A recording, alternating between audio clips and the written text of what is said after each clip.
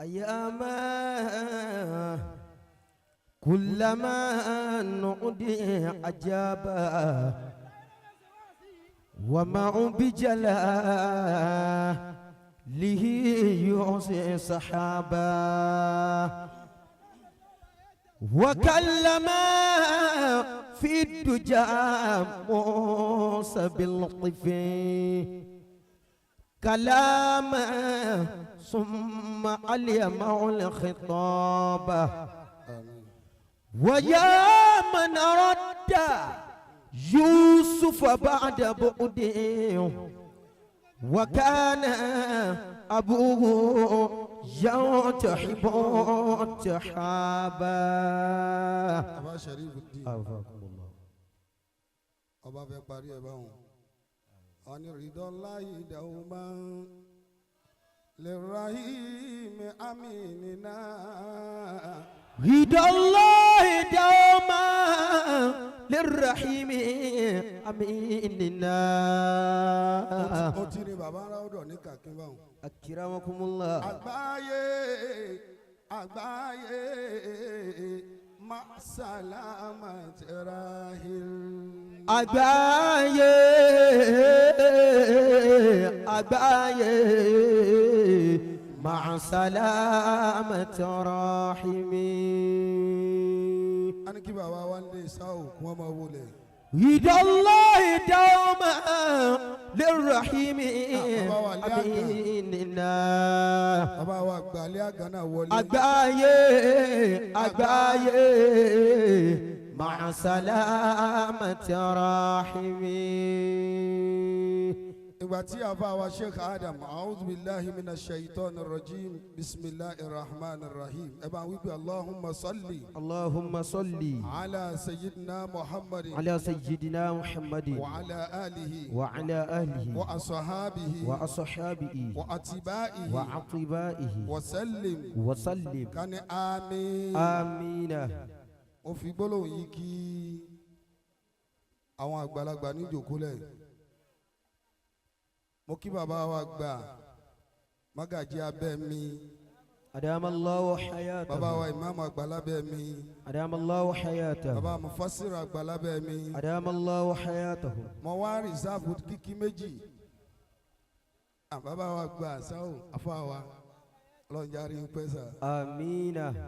ìdúró mi ní alẹ́ yìí àbí lóru yìí ní ààyè wa نعم. lọ́dọ̀ bàbá Raodo. أدام الله حياته. Ètí kí bàbá wa gbóǹtàdá bẹ́ẹ̀ ni èsì kí bàbá wa gbà nínú ilé kí ló dé tí ò ti jẹ́ ń kí wọn bàbá Raodo. أدام الله حياته. Ìtẹ̀ dálẹ̀ lálẹ́ yìí yan bí mo ṣe dúró yìí ara mi sì ń gbà. أكرمكم الله. Kọ́kọ́ gbọ́ kìí ṣe ta ìrí èrò rí kìí ṣe ti pé èrò pọ̀ ọlọ́mọṣà bá ń kí òun wá sí àgbáyé. آمين. Bàbá Raodo ni wọ́n jòkó lẹ̀ yìí ní Kaduna ni wọ́n ti sọ̀rọ̀ níwájú oníwàásí àgbáyé ni wọ́n ti tutọ́ sí wọn lẹ́nu. أكرمكم الله. Kéèyàn wá dúró láti àyìn bàbá wa ìmáàmù àgbà nílọrin ni wọ́n ń bọ̀ yìí ẹ̀ ṣe ṣéwù ni. شيخ Bàbá wa ìmáàmù àgbà ni wọ́n wọlé òun ẹ̀ ṣe ṣéwù lẹ́ẹ̀kan sí i. شيخ Ridọ́láhì dawma. رضا الله دوما للرحيم أميننا. أغباية أغباية مع سلامة راحمي.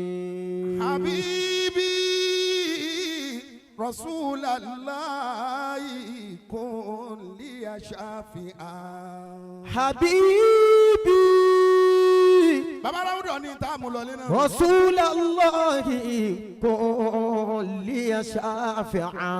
Mo kí ọmọ ìyá mi ìmáàmù àgbà lókolówó bàbá wa lè Agna. أغثني أجرني جوت بلا سائر. Alifa ẹni ọ̀rọ̀ ń dùn àìfọ̀rọ̀ ń lọ ni. أنعم الله عليكم. Bàbá Raodo ọmọ ẹ̀sán àmà dúpẹ́ fún Ọlọ́run. الحمد لله.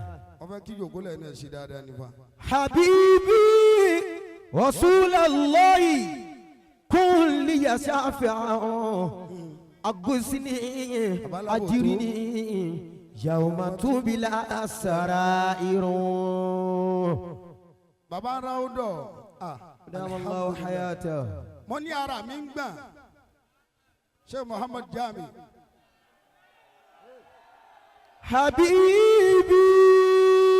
حبيبي رسول الله Ibn al-Adabi. كل يا شافع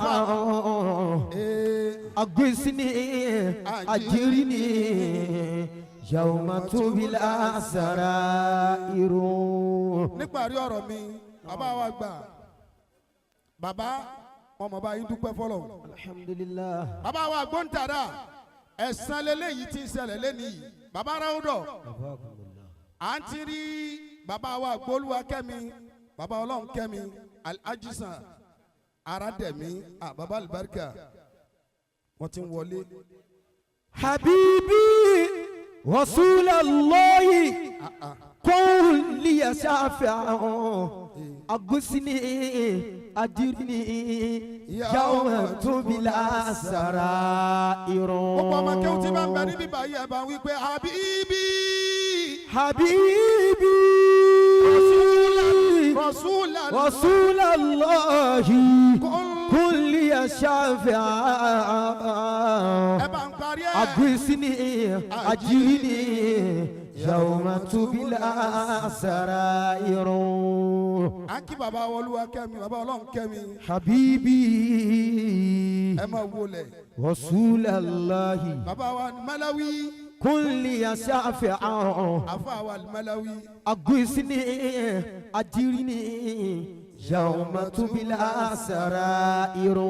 Àfa Adam ìjókòólẹ̀ mọ́ fẹ́ kó ṣe dáadáa o. صلاتي Habibi náà ni ọmọ máa ń wí. سلامي دائما على الذي أتى أمة Al-Malawi. الإسلام بالقرآن. Àfa wa Al-Malawi. حبيبي رسول الله Allah. كل يا شافعا. Ẹ dákun ẹ jẹ́ rí bàbá Raodo ọ̀rẹ́ yọ kẹ́dà manista kafa bi hams khosira hamsa. أكرمكم الله. Bàbá Raodo èmi ọ̀wá jòkólẹ̀ yìí ìdẹ́jà yín rí kí n du wípé mo fẹ́ sọ̀rọ̀ rí. Gbogbo ayé inú ara wa sì máa ń dùn pé ìdùnnú wa tún ṣẹlẹ̀ lọ́dún yìí náà ni. الحمد لله. A máa dúró èèyàn a máa dúró nígbà míì kọ́ máa dúró pẹ̀lú ọkàn. Bàbá wa Ọlọ́nkẹ́mi èmi kọ́ ní kìíní àmọ́ kíkì tèmi ni ó máa jẹ́ díẹ̀ níbi kíkì tí wọ́n kì í ni ọlọ́mọṣà jẹ́ àárín yín pẹ́sà. آمين. Bàbá Raodo Ọlọ́run jẹ́ ẹ̀ ní kú ní kékeré. آمين. Bàbá wa Al-Agorowiy bàbá wa gbónítàdá ẹ̀sán lélẹ́yìí fa. أكرمكم Bàbá الله. Al-Agorowiy èmi gbélé sáwò ilé sáwò ni mo gbé. Bàbá wa Al-Agorowiy ọmọ wa lọ sọ̀rọ̀ bàbá wa onítàdá. Láti títí yàn yín bàbá wa bọ́ bàtà wọn à ní wọ bàtà tí wọ́n fi déwájú ilé àfa wọn wọ́n fi wọ̀dọ̀ bàbá àgbà ní lóńtàdá. أكرمكم الله. Kò sí tí bàbá gbóǹtàdá ò ṣe láyé bàbá wa Al-Agorowiy ní wọn nàmbà wà mbẹ. Bàbá yìí dúró wọn dúró lára àwọn ẹni Ọlọ́run manista kafa bil ulama khasira dunya wal akhirah. أفاكم الله. Bàbá Raodo èmi sọ yín ló kọ̀ọ̀kan lẹ́ni bàbá olúwájú wọn ó kọ tí mo sọ yín náà ní ọmọ ẹ̀sán. أفاكم الله. حبيبي Má kéwú má. رسول الله كل يا شافعا Aba Sharifuddin. أغثني أجرني يوم تبلى السرائر. Aba Sharifuddin. Bàbá Raodo wọ́n ní kọ́lá ti adifudawu kawulan ó ní fàṣàrà tí lu kàmáwù ó wà ní fífà mi máa hù wàhálì yantiku máa fi ìfi ìmáhù ọ̀pọ̀lọ́ tí ń bẹ létí odò tí wọ́n wá bọ́ ọ̀pọ̀lọ́ tí ń dún hàn wọ́n wá ní ipò ọ̀pọ̀lọ́ kí ló dé tó sọ̀rọ̀ ó ní fífà mi máa hù wàhálì omi ń bẹ lẹ́nu mi ẹ̀sìn ní sọ̀rọ̀ yantiku máa fi ìfi ìmáhù ìjáde tó mi bá ń bẹ lẹ́nu rẹ̀ lè sọ̀rọ̀ ìyí lè sọ kankan lálẹ́ ìdúpẹ́ àdúpẹ́ fọlọ́run. Bàbá Raodo ẹ̀ ní kún kékeré. حبيبي رسول الله قل لي شافعا أغثني أجرني يوم تبلى سرائر. ọyẹ wa bá ń tẹ́wọ́ àdúrà tí bàbá wa gbà Sheikh Abdul tí wọ́n ṣe lèmi náà ṣe ìjókòólẹ̀ yìí ti dáa bàbá Raodo níjọ́ mo ti kọ orúkọ yín sórí fóònù mo ti fi Alhaj Abdul Gafar bàbá Raodo sí wàláhì ọdún tó lọ àjòkóláyè yìí ní kálukú wa ń fọkàn sọ pé Ọlọ́run fàlájì kún Ọlọ́run sì fi alájì kún bàbá Raodo ọmọ ẹ̀sán ni bàbá tó bí yín bàbá tó bí wa kì í má ní tó bí yín tó bí wa bàbá tó bí wa ni wọ́n jòkó yìí bàbá wa Ọlọ́run kẹ́mi bàbá wa àgbà Al-Agorowiy wọ́n ṣe kídìmọ̀ àwọn ẹni Ọlọ́run wọ́n ní manista khaffa bil ulama khasira dunya wal akhirah gbogbo ẹni tó bá ti rí àfààfin tó ti àfàà mọ́lẹ̀ ní ó pàdánù ayé àtàlìkìyàmà. La ilaha illallah. iná làwọn fi ń ga o bàbá àgbà Al-Agorowiy ni àwọn ni wọ́n ra òní fún wa Ọlọ́run níjọ́ bàjẹ́ fún yín o. àmín. bàbá àgbà òǹtàdá bàbá wa gbóǹtàdá nulẹ̀ bàbá ò ní fojú sunkún wa mọ́. àmín. bàbá ó sira rẹ̀ ẹ̀mí wọ́n sì kù fún wa. àmín. pẹ̀lú ọ̀pọ̀lọpọ̀ àláfíà ara bàbá Raodo ẹ̀mí yóò gùn subhana rabbika. rabbil izzati amma yasifun wassalamu ala al-mursalin walhamdulillahi rabbil alamin. afa wa gba Sheikh Alhaji Yussuf Oniwasi Agbaye